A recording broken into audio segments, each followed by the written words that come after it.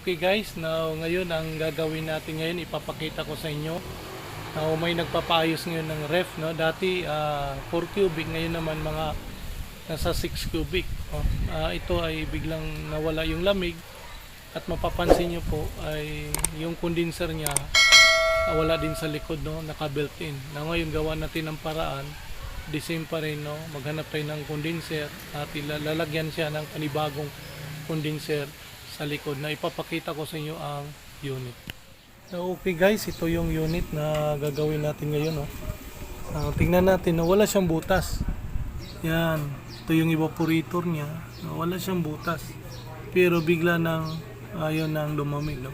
Kaya mapapansin natin, tingnan natin sa likod, ito ay mga around 6 cubic itong unit na to, no? Yan, tingnan natin yung likod niya, no? Yun, yan, mapapansin nyo wala siyang condenser niya nasa loob, no, ng unit. Yan, ito yung filter dryer. Yan, ito yung filter dryer. Kaya pansin nyo wala. Na ang gagawin natin, buti na lang may nagbigay sa atin ng ref, no? Ipapakita ko sa inyo, ito yung gagamitin. Ito po yung gagamitin natin na condenser. Yan, ito naman sira yung body niya, hindi na rin gumana. Ito yung gagamitin natin na condenser, no? Yan, yun ang ilalagay natin doon sa likod. Kaya gagawin na natin, umpisa na natin para makita na natin ang ref na.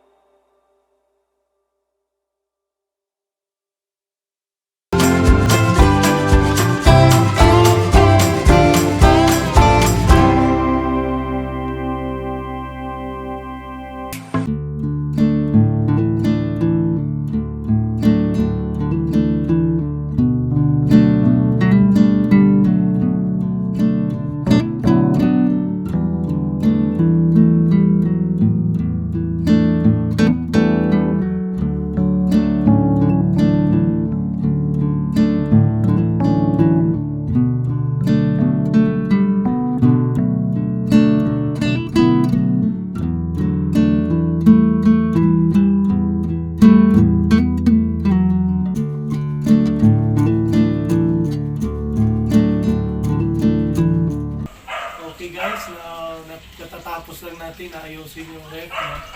Kaya okay na siya, nagawa na natin, no? Pinalitan natin ng panibagong condenser kasi yung condenser nito ay nasa loob, kaya ngayon okay na.